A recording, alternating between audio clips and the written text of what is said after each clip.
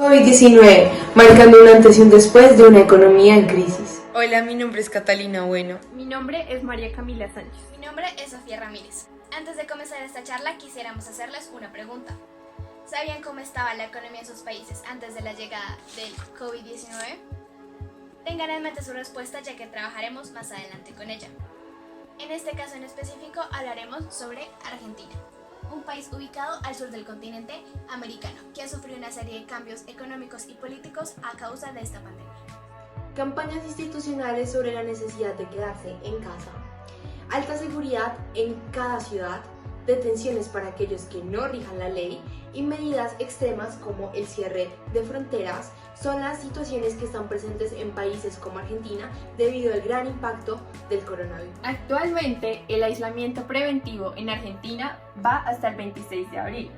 Mientras tanto, el gobierno ha venido tomando medidas como lo es la vigilancia sanitaria, la reglamentación para los ciudadanos que puedan circular en la calle, el congelamiento de pagos arrendatarios y la asistencia a ciudadanos en el exterior.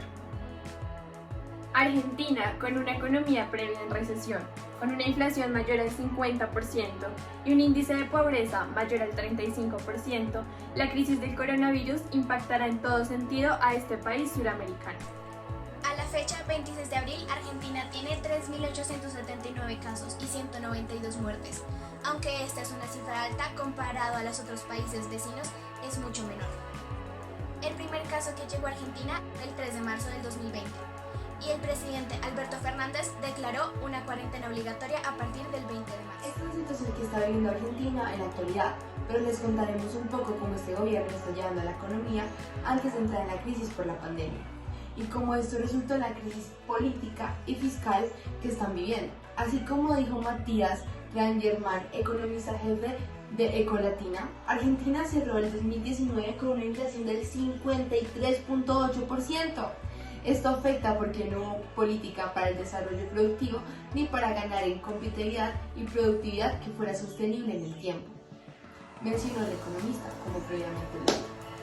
Al llegar a la presidencia Fernández, el actual presidente de Argentina, con su partido Frente de Todos, un gobierno de corte populista, provocó una salida de capitales, que esto a su vez causó un aumento del cambio, una aceleración de la inflación y golpeó fuertemente a los salarios, lo cual afectaron a los consumos. Esta pandemia no solo ha afectado el sector económico del país, asimismo el sector social ha sido impactado debido a que muchas familias con actividades informales no tenían un ingreso mensual. Este país ya venía con una crisis del gobierno anterior, con altos índices de pobreza, con la segunda mayor inflación del continente y con una deuda pública del 77% de su PIB. Para el gobierno era muy difícil pedir más préstamos para solventar la emergencia sanitaria. Como dice Horacio Ricci en El Cronista y como se puede ver en el titular, para Argentina las opciones eran sobre la salud y la muerte y no sobre la salud y la economía. Después de la pandemia, el gobierno debe lograr una tasa de interés menor para así satisfacer las necesidades de aquellas personas en mayor vulnerabilidad al COVID-19. Por estas razones, sus producciones y sus exportaciones, entre otros aspectos, quedan congeladas. El problema no solo es el coronavirus. Además, cuando la crisis del COVID-19 se supere, la crisis y la recesión que tiene el país van a continuar. Vamos a comparar la economía de Argentina y la economía de Colombia antes del COVID-19 y entender cómo una economía débil afecta el manejo en tiempos de pandemia. Algunas diferencias entre la economía colombiana y la economía argentina es que Colombia tiene una tasa de inflación del 3.31%, mientras que Argentina tiene tasas tan elevadas de inflación como mencionamos anteriormente. Se pueden estar preguntando por qué esta tasa de inflación es tan elevada. En esto influyen varios factores.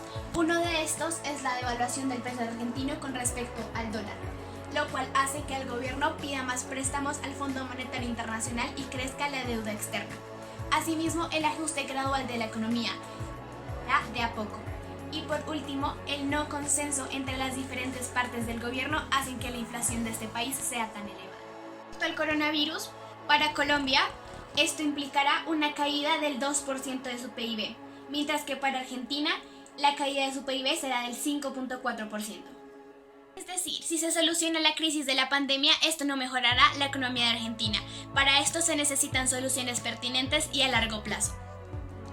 Una posible solución para la amenaza presentada por el coronavirus: el gobierno pretende desarrollar ganancias productivas para recuperar así los empleos de calidad y subir el salario mínimo.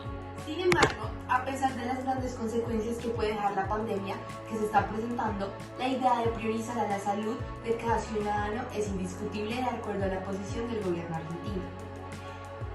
Hace poco tiempo, en una entrevista del presidente para la cadena de noticias NET TV, el presidente dice que prefiere tener 10% más pobreza a tener 100.000 muertos por el coronavirus.